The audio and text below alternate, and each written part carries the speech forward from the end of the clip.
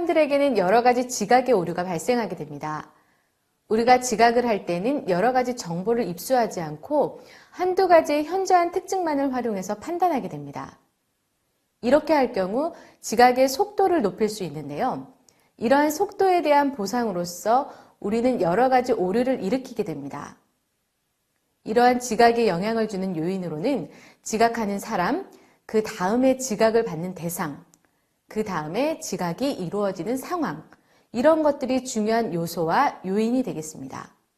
특히 이러한 지각을 평가와 관련해서 본다면 피평가자의 특징, 즉 그 사람이 어떠한 신체적 특징을 가지고 있는가, 언어가 어떠한 스타일로 의사소통을 하는가, 그 다음에 피평가자가 속한 사회적 집단의 특성은 어떤 것들인가 등이 이 평가에 영향을 미치게 됩니다. 평가자도 마찬가지입니다. 피평가자와 어떠한 관계를 가지고 있는가, 그 사람에 대한 평가자가 가지고 있는 가치와 신념 체계는 어떤 것인가, 무엇을 요구하고 있는가, 과거의 경험은 어떠한 경험에 영향을 받고 있는가, 이러한 것들이 평가에 많은 영향을 미치게 됩니다. 또한 평가 상황도 영향을 미치게 되겠죠. 이러한 것들을 우리가 종합적으로 고려해야 정확한 평가가 가능하다고 볼 수 있습니다. 또한 평가적 오류와 관련해서 몇 가지 오류들이 있는데요.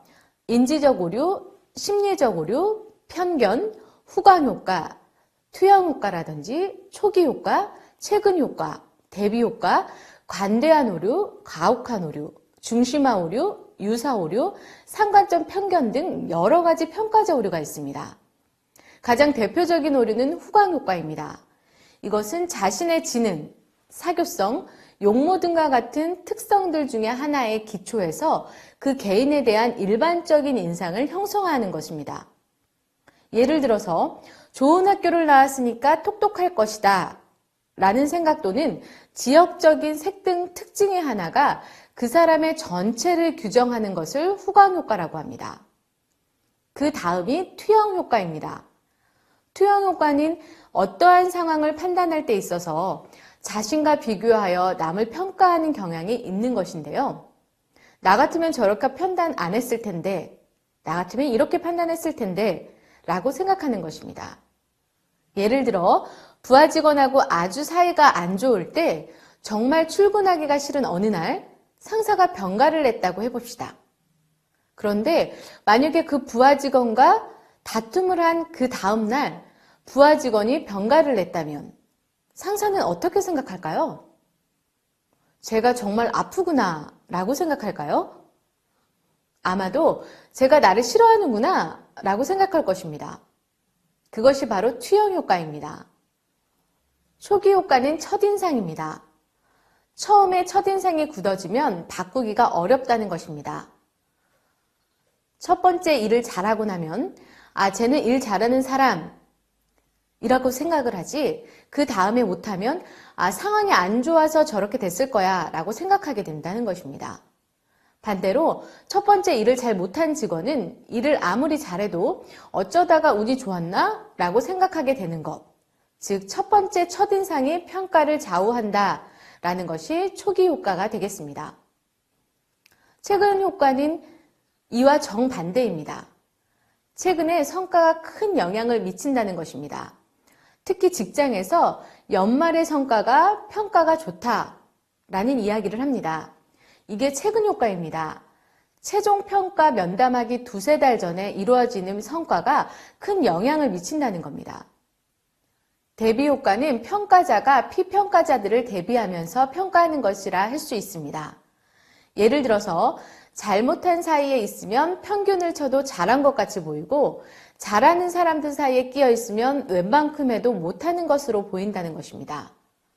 실제로 객관적인 기준에 따라서 평가를 하는 것이 아니라 옆에 있는 사람과 비교를 하면서 평가하는 것이 대비 효과입니다.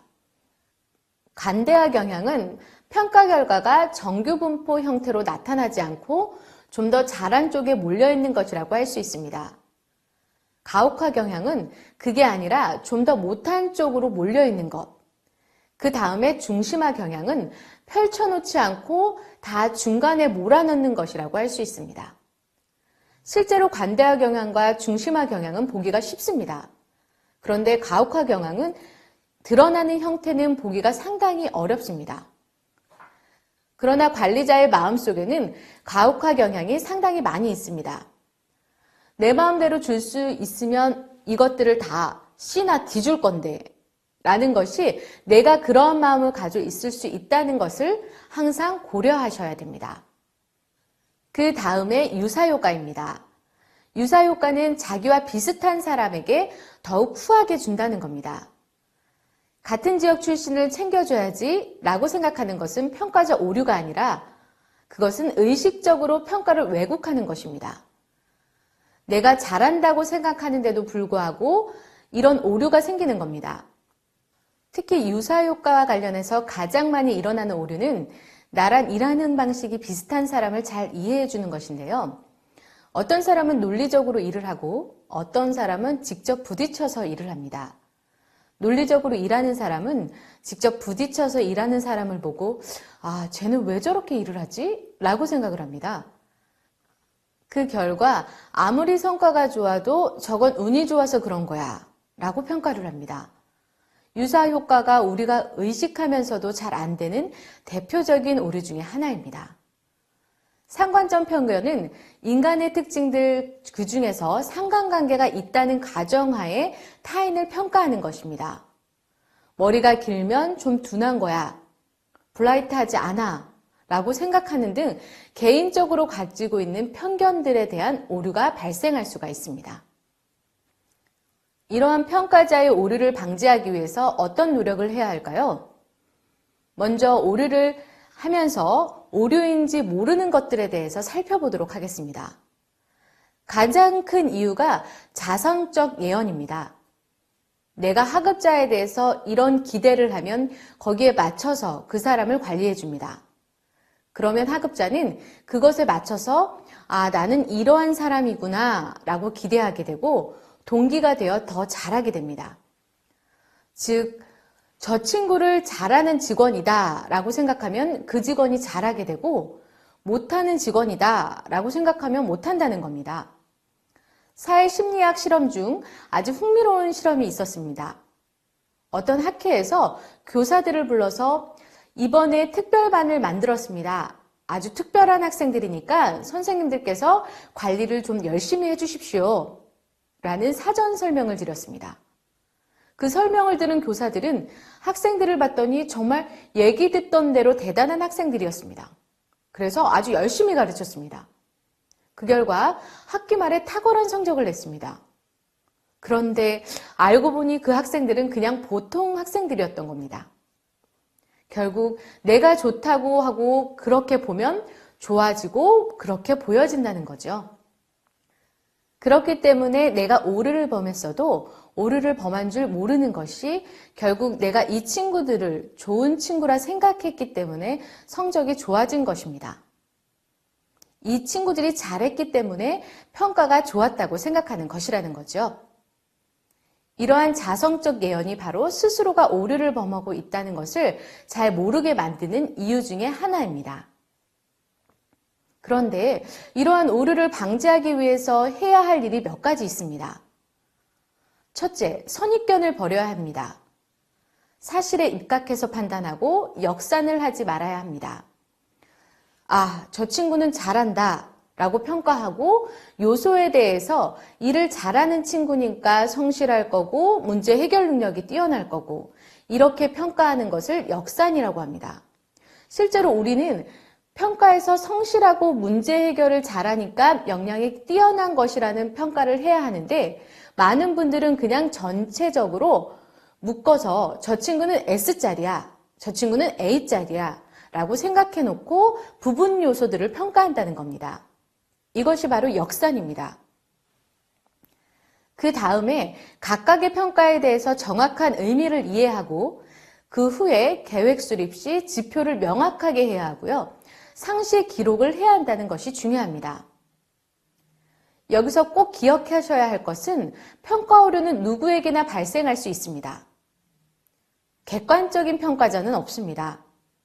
아무리 객관적이고 냉정하게 평가한다고 하더라도 평가 오류는 생기기 때문에 내가 평가 오류를 발생하고 있고 그것을 최소화할 수 있는 방법이 무엇일까를 고민하는 것이 중요합니다.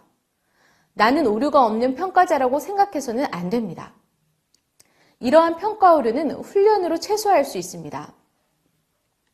즉, 역산이라는 것은 평가 요소의 합으로서 평가하는 것이 아니라 최종 평가 등급을 정하고 개별 요소를 평가하는 것입니다. 이렇게 할 경우에는 객관적 자료에 의한 평가보다는 주관적 느낌에 따라 평가를 하게 됩니다. 특히 개인의 역량, 태도 등을 평가하는 데서 빈번히 나타나게 됩니다. 지금까지 부하 직원 육성하면서 범하기 쉬운 평가자의 오류에 대한 내용에 대해서 알아보았습니다. 다양한 평가자의 오류와 평가자의 오류를 방지하기 위한 방법에 대해 습득해서 부하 직원을 성장시키는 리더의 역량을 강화하시기 바랍니다.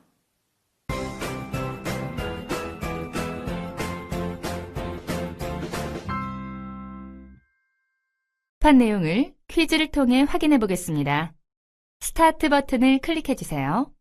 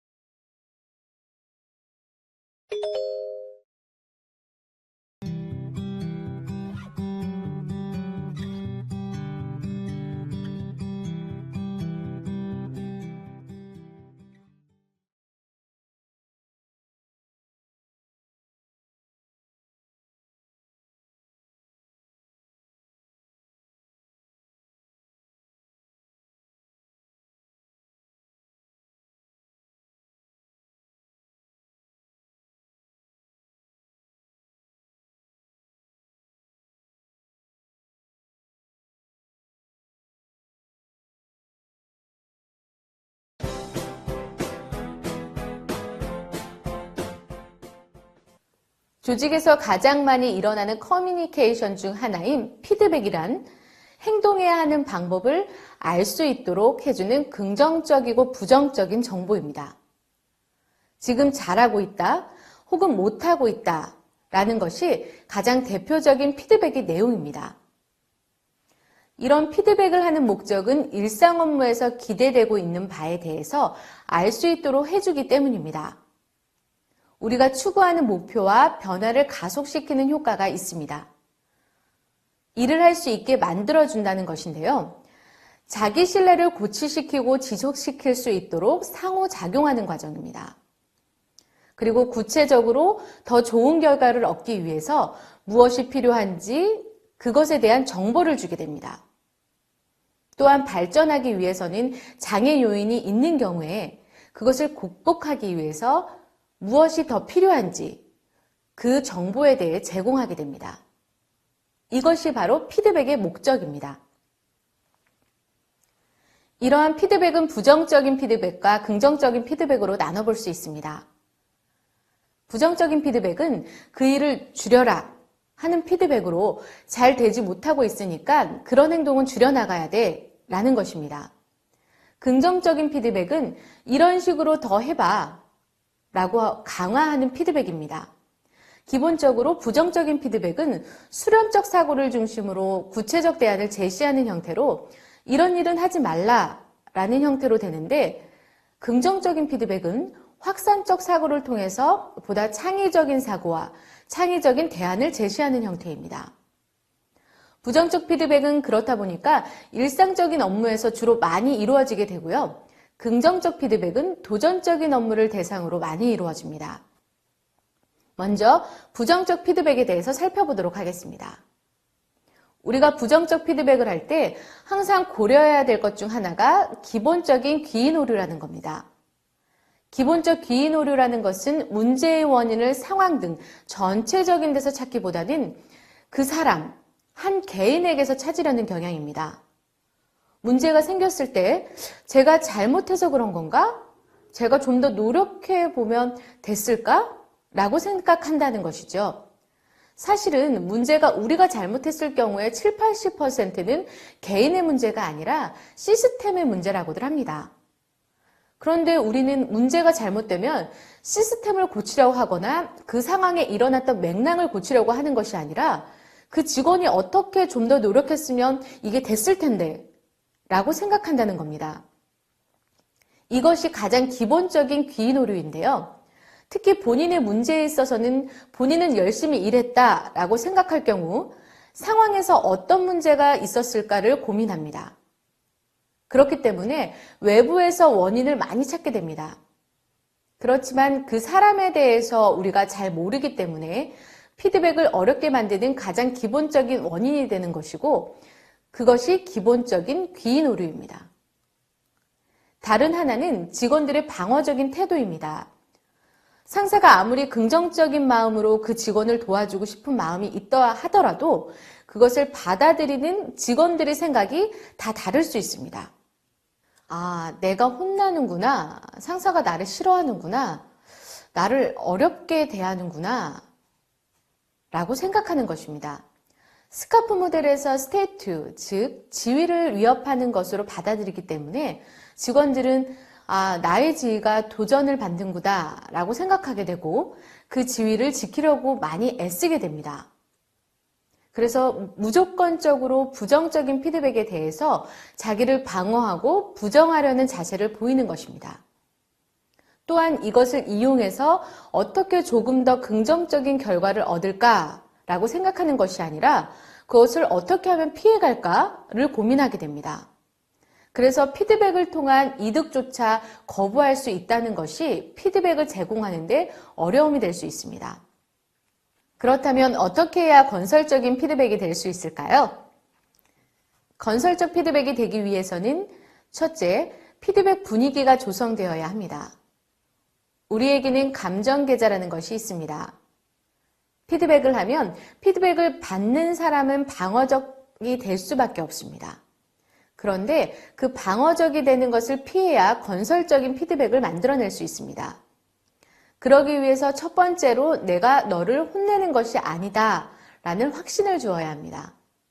부정적 피드백은 혼내는 것과는 전혀 다른 겁니다. 혼내는 것은 나는 너 싫어 라고 하는 것에 반해 건설적이고 부정적인 피드백은 내가 너를 돕고 싶다 라는 것입니다. 그러면 그것을 하기 위한 맥락이 형성되어야 하고 그 사람과의 관계가 먼저 형성되어야 합니다. 관계가 형성되지 않는 상태에서 부정적 피드백을 하는 것은 관계 형성을 저해할 뿐입니다. 그렇기 때문에 그 전에 항상 관계를 먼저 만들어야 된다는 것이죠. 그 전에 칭찬하는 것도 반드시 필요합니다. 사전적으로 관계가 정비되어 있다는 것을 전제화하면서 항상 피드백에 들어가기 전에는 긍정적인 마인드를 잃지 않아야 된다는 것입니다. 내가 왜 이 피드백을 하는가에 대해서 항상 생각하고 나는 이 피드백을 통해서 보다 많은 성과를 얻고 싶다. 저 직원을 도와주고 싶다. 라는 목적을 잃지 않으셔야 합니다. 많은 경우에 일이 제대로 되지 않을 경우에는 화가 나기 마련입니다. 그렇다면 화를 풀어놓는 것이 부정적인 피드백일까요? 그것은 아닐 겁니다. 내가 왜 피드백을 하는가를 항상 생각하셨으면 좋겠습니다. 그러려면 좋은 시간을 선택해야 합니다. 내가 컨디션이 안 좋은 날, 내가 기분이 나쁜 날, 이런 날은 피드백을 하기에는 적당치 않습니다. 어떤 때 해야 직원들이 내가 하는 말을 잘 받아들일 수 있는 시간인가를 고려하고 부드러운 어투로 시작하면서 관리자가 왜 이것을 해야만 하는가를 잘 소개하셔야 합니다. 이것을 통해서 우리가 원하는 목표가 무엇이다 라는 것도 알려주시기 바랍니다. 우리가 같은 배를 탔다라는 느낌을 주는 것이 직원들의 방어적인 태도를 해제할 수 있는 최고의 방법입니다. 두 번째는 사안 중심의 피드백을 하라는 것입니다. 그 사람의 문제가 아니라 어떠한 문제에 어떠한 행동, 어떠한 결과물이 문제다라고 피드백을 해야 합니다.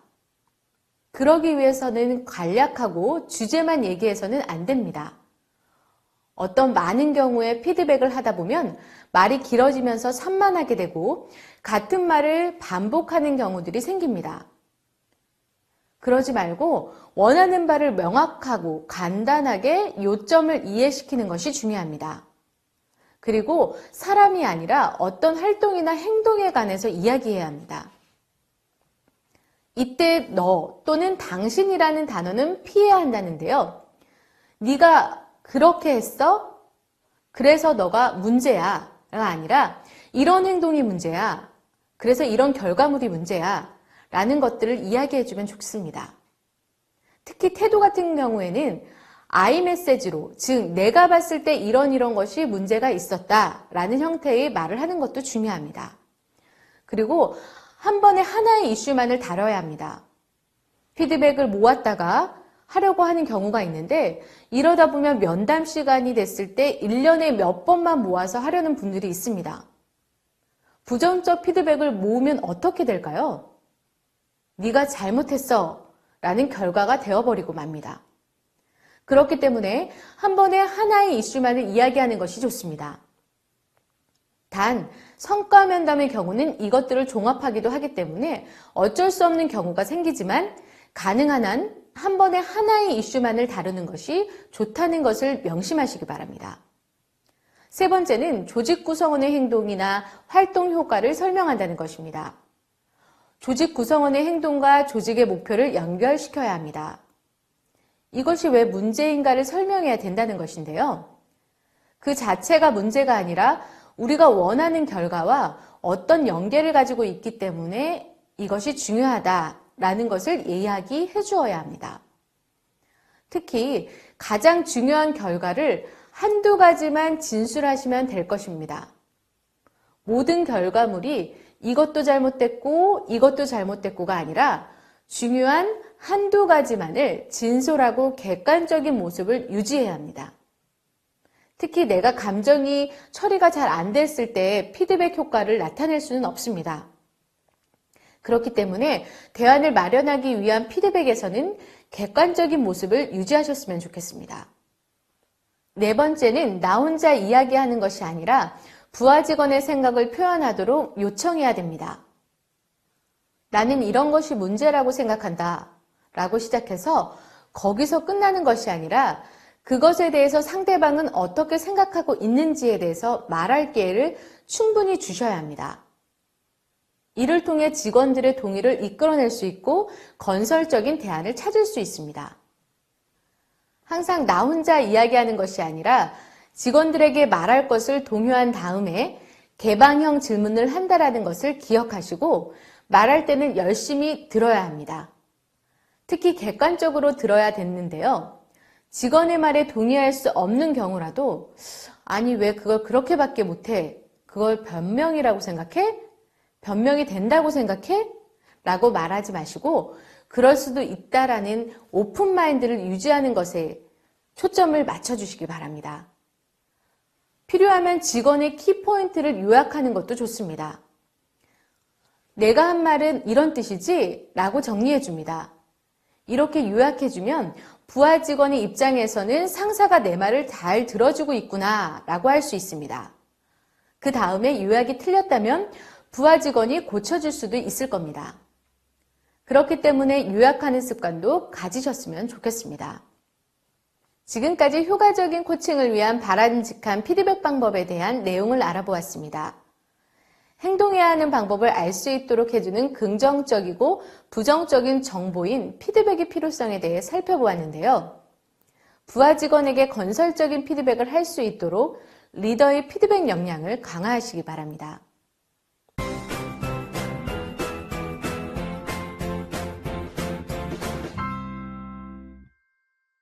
학습한 내용을 퀴즈를 통해 확인해 보겠습니다.